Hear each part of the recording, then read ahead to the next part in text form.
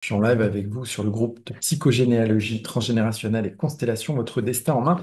Pourquoi votre destin en main? Parce qu'on voit ensemble justement à quel point le libre arbitre peut être contesté et c'est contestable. Il faut bien entendre ce qu'on peut avoir dans le libre arbitre. Le libre arbitre, c'est pas waouh, je fais ce que je veux de ma vie et j'envoie balader le passé, les ancêtres et tout ce qu'il y a derrière moi et je crée ce que je veux. C'est pas tout à fait ça. Et justement, le transgénérationnel est là, entre autres, pour vous accompagner sur tout ce qui va être révélation de ce que peut de ce que peut amener dans vos vies en termes notamment de programmation inconsciente et de chemins de vie qui ne sont pas les vôtres, qui sont ceux demandés par vos ancêtres, qui peuvent être aussi, enfin vos aînés, des fois c'est directement les parents, voire un grand frère ou une grande sœur aussi. Là, donc on est au cœur aussi de la systémie familiale, même de la systémie tout court, hein. Des fois, on va retrouver ces problématiques systémiques et ces dynamiques relationnelles inconscientes avec des collègues, avec des amis. Et là, je vais vous parler d'un sujet qui est ressorti, un bel enseignement qui est ressorti pendant ce week-end de séminaire en psychogénéalogie, pendant lequel on va en fait appliquer la théorie de la psychogénéalogie, on va apprendre la théorie de la psychogénéalogie directement en pratiquant sur le système des personnes inscrites. Voilà, donc on a fait des recherches généalogiques, on a fait des enquêtes, on a fait de l'anamnèse et on a fait des constellations familiales sur les systèmes des gens présents sur ce séminaire. Et on a entre autres, enfin, on a découvert énormément de choses, c'est toujours très très riche et plein d'enseignements même pour moi, et entre autres ce bel enseignement sur le concept de la mort. Un système nous a bien dit, attention, la mort n'est pas le morbide, ce n'est pas la même chose. On va notamment retrouver ça dans le syndrome du gisant, mais pas que.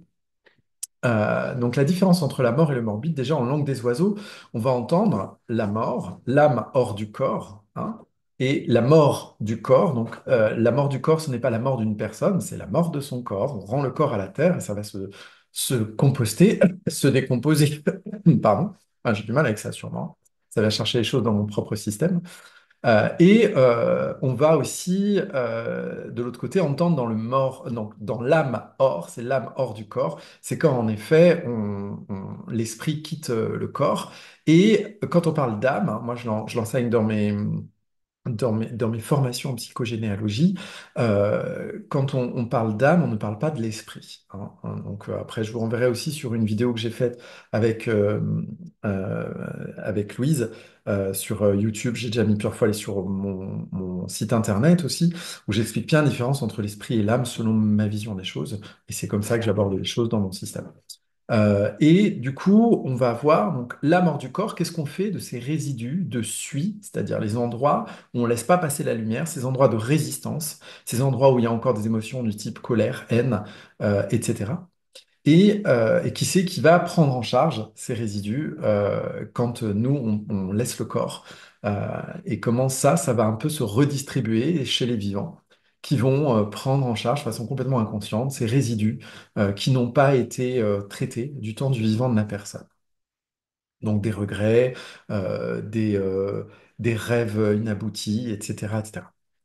Donc c'est souvent là où on se rend compte, crise de quarantaine, cinquantaine, bah, j'ai l'impression finalement de ne pas avoir réalisé ma vie, mais d'avoir réalisé celle de mon père, celle de ma mère, celle de mon oncle, celle de ma grand-mère, celle de mon grand-père.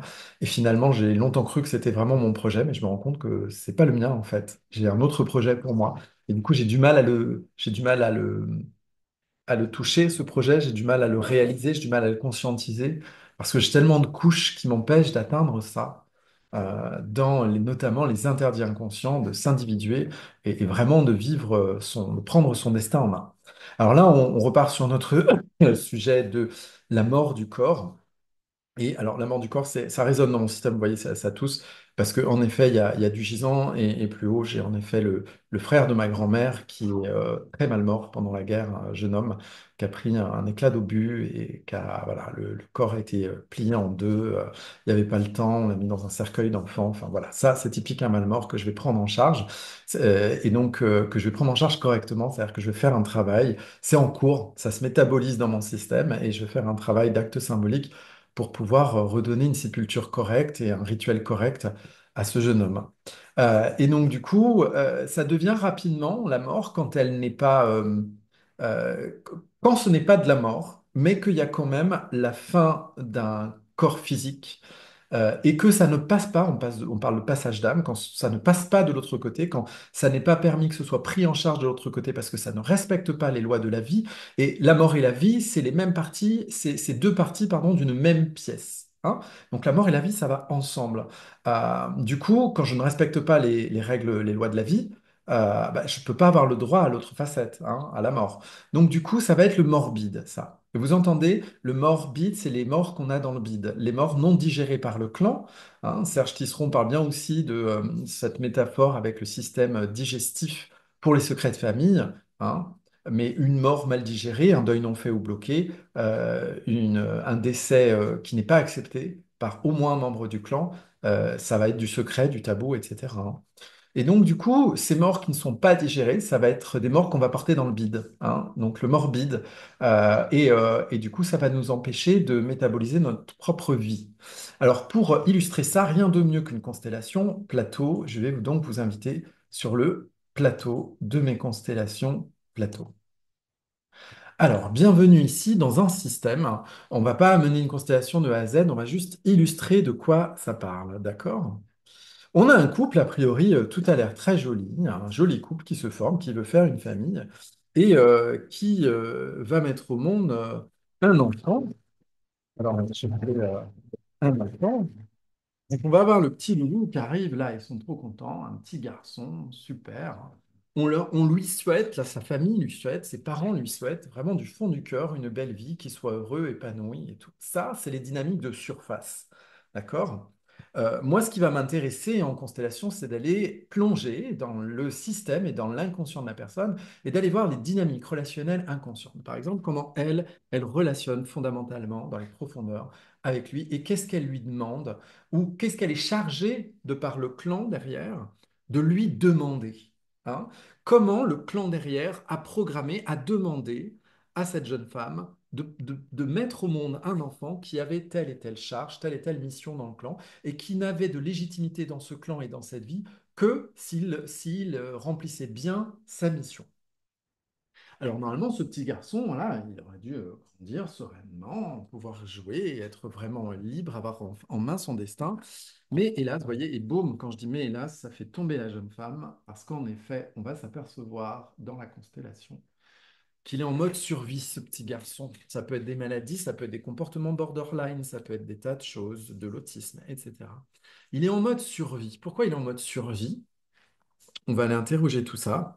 Il est en mode survie parce que sur la constellation, on va la voir ici. Voilà, alors tout ce qui est sur le bord, attention, hein, ça craint un peu. La bonne mort, elle est là. Hein. Donc tout ce qui est sur le bord, c'est borderline, ça craint quand même, ça craint à mort. Et du coup, euh, on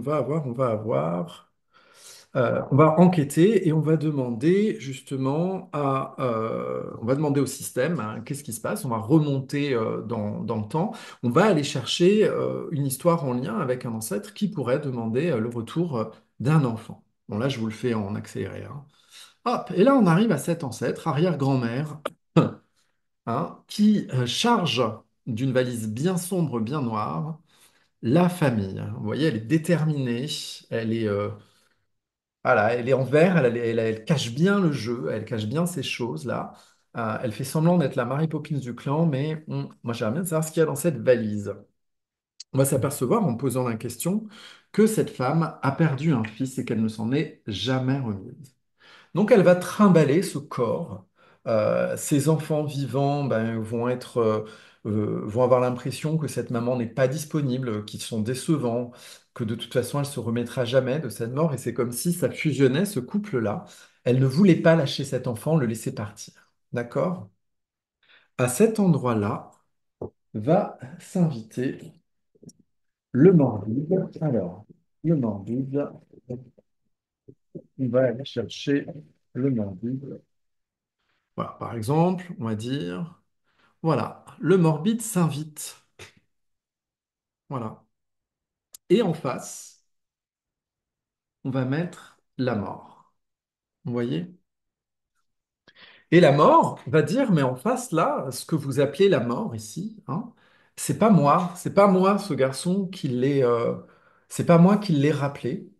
Et puis, du coup, ce petit garçon-là, qui potentiellement, regardez comment il est attiré dès que je l'approche là, hop, qui potentiellement, vous voyez comment ça tourne aussi l'autre personnage, qui potentiellement va se mettre en danger avec cette phrase de programmation dont on parle souvent en constellation, plutôt moi que toi. Hein, je vais mourir plutôt que toi et je vais te rendre à ta mère. Ça va permettre de rendre ma mère heureuse parce qu'elle va enfin répondre à cette demande du clan. Ça va être l'héroïne du clan. Elle va ramener enfin cet enfant à cette arrière-grand-mère qui ne s'en est jamais remise. Voilà. C'est très dangereux. Elle peut pas réagir tant qu'il y a cette tension en face. Tant que le morbide est actif dans ce clan, elle peut rien faire. Hein. La mort, elle est là, elle dit, mais moi, vous dites la mort, mais ça ne me concerne pas, ça c'est du morbide, c'est pas moi, c'est vos espèces de règles du clan. Parce qu'en fait, s'il est mort, c'est qu'il y a des raisons derrière, donc on peut aller enquêter sur ça, mais nous, pour l'instant, on va s'intéresser à lui, qui est programmé sur lui, date de naissance, prénom, etc. Hein. Donc du coup, là, ce qui va nous intéresser, c'est d'aller voir cet ancêtre pour aller déprogrammer ce truc. Qu'elle se rende compte que de toute façon, maintenant qu'elle est partie de l'autre côté, bah, il est temps qu'elle retrouve son petit garçon. Mais pour ça, il faut apaiser, il faut qu'elle arrête de demander qu'on lui ramène, et il faut qu'elle l'accepte, donc qu'elle fasse le deuil. Ça va permettre le passage d'âme, et ça va permettre que le morbide s'en aille. On n'a plus besoin de lui. Voilà. Donc à partir du moment donné où elle va accepter que lui, ce soit un petit ange qui soit parti et qui vont pouvoir passer de l'autre côté et du coup passer dans la bénédiction plutôt que la malédiction, elle s'en va, on n'a plus besoin. Ce petit garçon qui était en mode survie va pouvoir se remettre en mode petit garçon libre de son destin.